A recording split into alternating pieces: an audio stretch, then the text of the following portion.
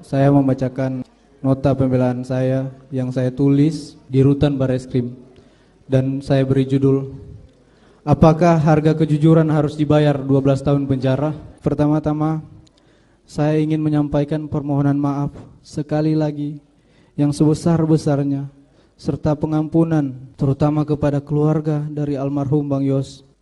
Tidak ada kata-kata lain yang dapat saya sampaikan selain permohonan maaf dan penyesalan yang mendalam atas apa yang telah terjadi kepada almarhum Bang Yos dan keluarga Bang Yos.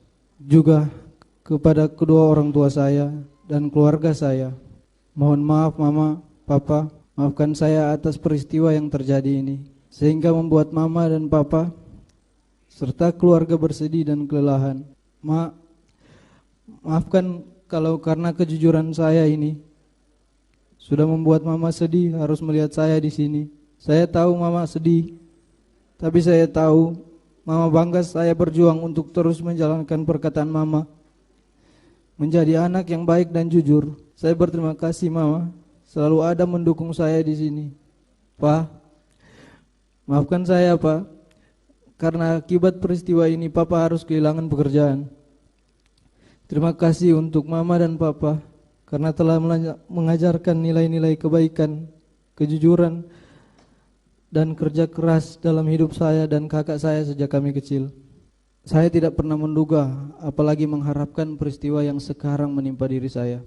Di usia saya ini tidak pernah terpikirkan ternyata oleh atasan saya, di mana saya bekerja memberikan pengabdian kepada seorang jenderal berpangkat bintang 2 yang sangat saya percaya dan saya hormati, di mana saya yang hanya seorang prajurit rendah berpangkat barada yang harus mematuhi perkataan dan perintahnya. Ternyata saya diperalat, saya dibohongi dan disia-siakan. Bahkan kejujuran yang saya sampaikan tidak dihargai, malahan saya dimusuhi. Begitu hancurnya perasaan saya dan goyahnya mental saya. Sangat tidak menyangka akan mengalami peristiwa menyakitkan seperti ini dalam hidup saya. Namun saya berusaha tegar. Saya diajarkan dalam kesatuan saya untuk tidak pernah berkhianat, korbankan jiwa raga untuk negara, hanya berserah kepada kehendak Tuhan.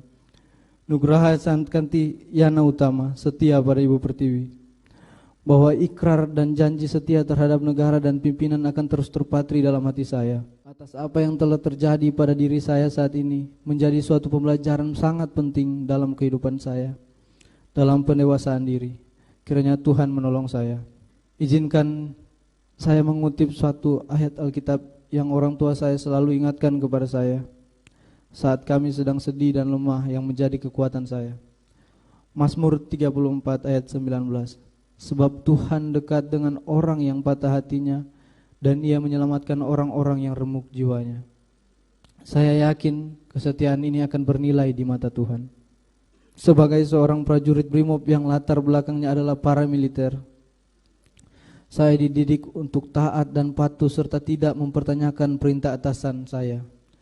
Apabila ada yang mengganggu ketaatan dan kepatuhan saya, apabila ada yang menganggap ketaatan dan kepatuhan saya membabi buta, maka pada malam hari ini saya menyerahkan kepada kebijaksanaan majelis hakim. Yang mulia ketua dan anggota majelis hakim, yang terhormat jaksa penuntut umum, tim penasihat hukum, dan para hadirin yang saya hormati. Sebagai penutup, saya memohon kepada yang mulia ketua dan anggota majelis hakim, sudilah kiranya menerima pembelaan saya ini. Apakah saya harus bersikap pasrah terhadap arti keadilan dan atas kejujuran? Saya akan tetap berkeyakinan bahwa kepatuhan, kejujuran adalah segala-galanya, dan keadilan nyata bagi mereka yang mencarinya. Bahwa sekalipun demikian, apabila yang mulia ketua dan anggota majelis hakim sebagai wakil Tuhan ternyata berpendapat lain, maka saya hanya dapat memohon kiranya memberikan putusan terhadap diri saya yang seadil-adilnya. Kalaulah karena pengabdian saya sebagai seorang ajudan menjadikan saya seorang terdakwa, kini saya serahkan masa depan saya kepada putusan majelis hakim. Selebihnya saya hanya dapat berserah kepada kehendak Tuhan.